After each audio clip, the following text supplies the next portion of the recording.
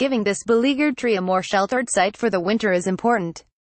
And a good prune next spring involving the removal of dead branches and general reshaping would, by reducing its size, make it easier to spray with systemic fungicide that may just possibly control the leaf spot.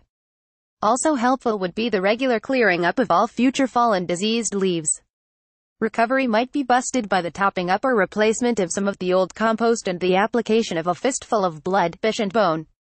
The alternative, getting the tree out of this pot and transferring it to a new one, would be well nigh impossible. If at the end of next summer the tree shows no sign of improvement and still looks, how shall I put it, just as hideous, I would, well, must I spell it out?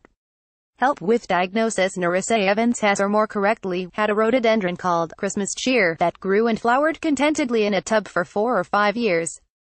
Then suddenly last summer its leaves started to wilt, turn yellow, then go brown and tubular. It is now as dead as a dodo, still in its tub.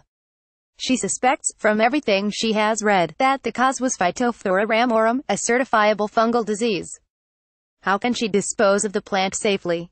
As mentioned elsewhere on this page, shrubs and trees grown in containers get into trouble for other reasons, including simply a lack of water, and Narissa cannot be sure that this nasty disease was the cause of death in this case. This form of Phytophthora is most often associated either with newly bought and already infected plants or with conditions of severe and prolonged waterlogging. The best way to get a definitive answer is to join the RHS, avail herself of their free members garden advisory service, and specifically to send samples of the roots foliage of the plant for diagnosis in their labs, information as to how to go about this, how and from which parts of the plant to take samples, etc., and indeed on the possible causes of the death of woody plants, can be found by searching rhs.org.uk.